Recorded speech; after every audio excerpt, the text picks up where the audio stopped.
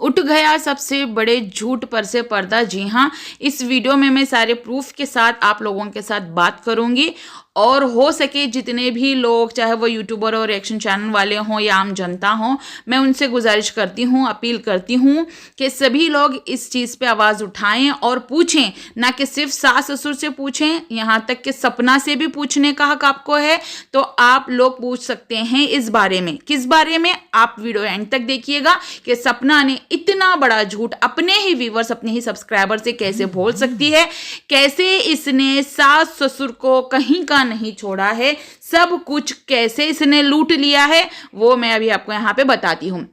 मेरे फ्रेंड की एक लाइव चली थी, तो उस लाइव में मेरी फ्रेंड यानी कि हिमाचली गर्ल इन सिटी की लाइव चली थी और उसमें आए थे पड़ोसी भाई और धीरज भाई, यानी कि राहुल भाई और धीरज भाई। उन लोगों ने क्या बोला था मैं यहाँ पे आपको प्रूफ लगा रही हूँ और मैं पढ़ के भी बताऊंगी, आप जरा सुन लीजिएगा।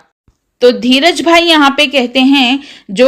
भैया के नाम पर प्रॉपर्टी थी, यानी कि सूरज भाई के नाम की, और उसके नाम पर प्रॉपर्टी थी यानी कि सपना के, तो उसके सारे डॉक्यूमेंट्स भेज दिए गए हैं और जो राजवीर के नाम पर थी उसके भी भेज दिए गए हैं। और राहुल भाई यहाँ पे कहते हैं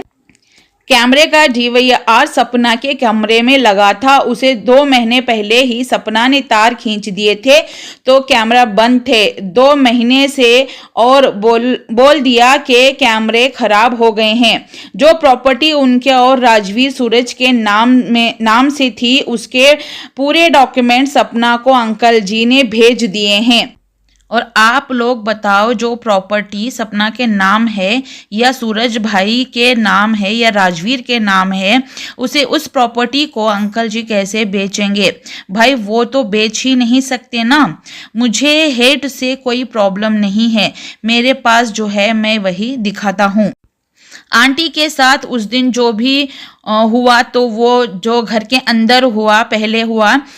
उसका मुझे नहीं पता, लेकिन बाद में आंटी जी को मैं ही अपने घर लेके आया था। आंटी जी को काफ़ी चोट लग गई थी, चेहरे पर नील पड़ गया था। वो लड़ाई आपको पता है किसके चक्कर में हुई थी? वो दोनों बच्चों को पालने के लिए भी तैयार हैं, उन्होंने कभी मना नहीं किया है, सिर्फ उन बच्चियों के चक्कर में ही शांत थे अभी तक। धीरज भाई कहते हैं कि भाई जो इंसान दूसरे की बच्ची को पाल सकता है, वो इंसान अपने बच्चियों को घर से बाहर कैसे निकाल सकता है भाई? तो ये सोचने वाली बात है भाई, सोचते नहीं ना लोग। राहुल भाई ने कहा जिस दिन घर से निकल कर जा रही थी अपने मर्जी से, उस दिन मैं भी घर के नीचे ही बैठा था, उस दिन कोई भी झगड़ा नहीं हुआ था। अंकल जी आंटी जी ने भी कुछ नहीं बोला, इनका पूरा परिवार इन्हें लेने आया था। अंकल जी आंटी सिर्फ अंशु को रोकते थे और ये अंशु को भी अंकल जी आंटी जी के खिलाफ भड़काती थी। 1 मंथ भी नहीं हुआ था सूरज भाई की डेथ को, उसने छोटे भाई को अंगूठी पहना दी थी, यानी कि सूरज की जो डेथ हुई थी उसके 1 महीने के अंदर अंदर ही सपना ने राजवीर को अंगूठी पहना दी थी सोने की। और राहुल भाई कहते हैं कि राजवीर का बर्थडे था 7 जून को और सूरज भाई की डेथ 10 मई को हुई थी। बर्थडे से पहले ही रिंग मंगवा ली गई थी, यानी कि बर्थडे से पहले ही, यानी कि अभी 1 मंथ भी ना हुआ सूरज की डेथ को। ठीक है, अरे भाई हमें तो इतना बताया गया था कि राजवीर का बर्थडे है, आप मेरे को एक रिंग लेकर दो। उस टाइम कोविड था, बताओ, उस टाइम कोविड चल रहा था और राहुल भाई ही वो सोने की अंगूठी लेके आए थे और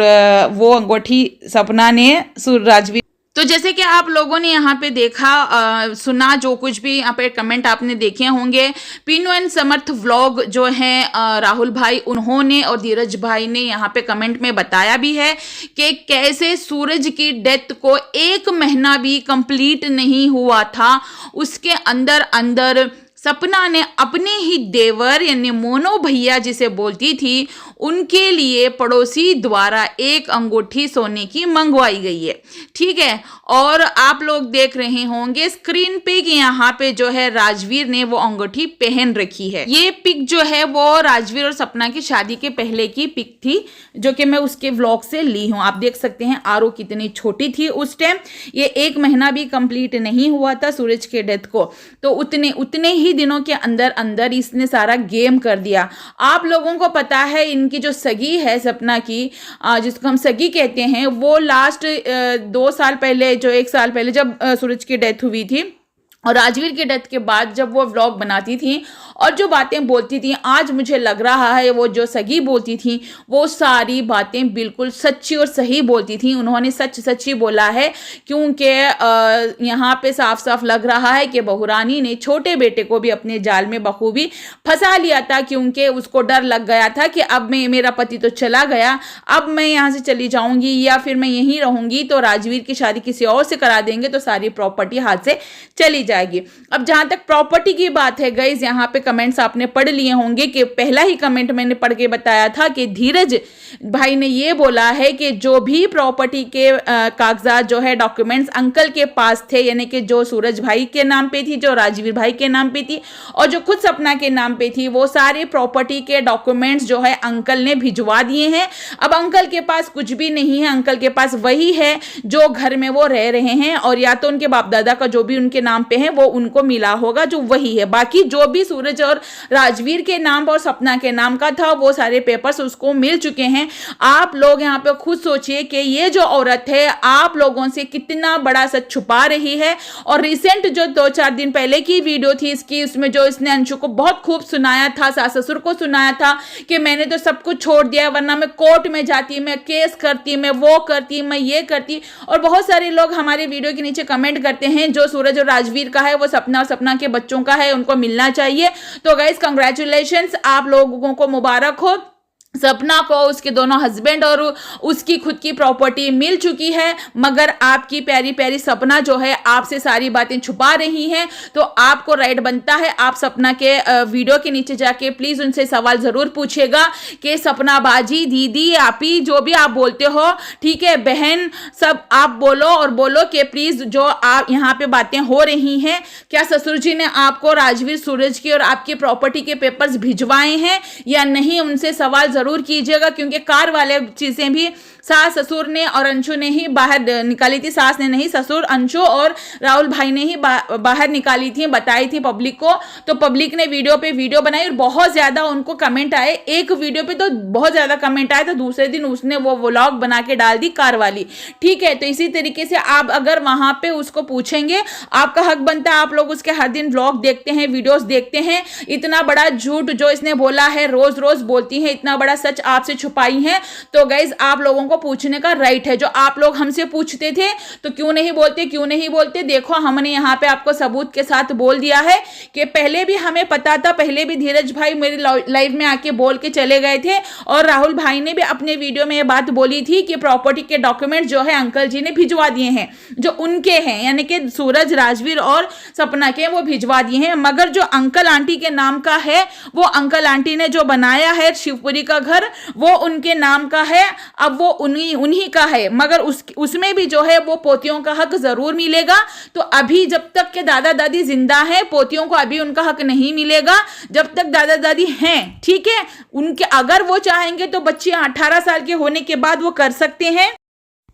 या तो फिर वो किसी अनाथ आश्रम को भी दान कर सकते हैं, या फिर अपने ही किसी रिश्तेदार को भी दान कर सकते हैं, या फिर खुद अपनी पाली हुई बेटी को भी दे सकते हैं, या फिर वो ऐसे भी लिखवा सकते हैं अपनी वसीयत में कि जो हम बूढ़े माँ बाप हैं, हमारी सेवा जो करेगा ये प्रॉपर्टी उसी के नाम पे। और ऐसा ही होना चाहिए, क्योंकि ये कानून ऑलरेडी लागू हो चुका है। तो अंकल आंटी को डरने की जरूरत नहीं है। अगर वो कोर्ट केस की धमकी भी देती है आपकी बहू आपको, तो आप डरने की कोई जरूरत नहीं है। आप भी किसी अच्छे लॉयर से पूछ लीजिएगा, क्योंकि जब तक आप जिंदा हैं वो आप पे कोई कोर्ट केस नहीं कर सकती, क्योंकि वो आपकी मेहनत की कमाई है, ना कि सूरज की मेहनत की कमाई, ना कि राजवीर की, ना ही सपना की है, ना सपना के पेरेंट्स की है, वो आप लोगों की है। और अंकल जो दादा की प्रॉपर्टी है उसमें बाप और पोतों का हक होता है, यानी कि सूरज और राजवीर का, मगर बाप वहां पे जिंदा है, अगर नहीं होते तो वो सूरज और राजवीर को ही चली जाती, मगर पिता जिंदा है, माता भी जिंदा है,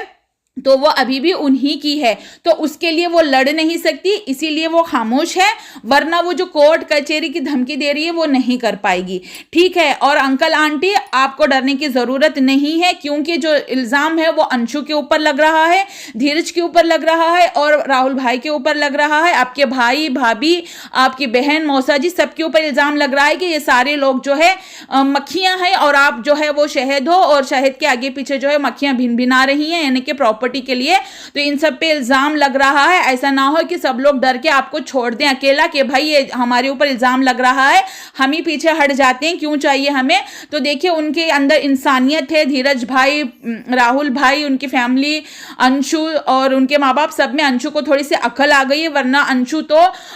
भाभी के हाथ की कठपुतली बन चुकी थी। अब शायद उसको होश आ रहा होगा, अभी भी उसको उतना देखिए वो सब में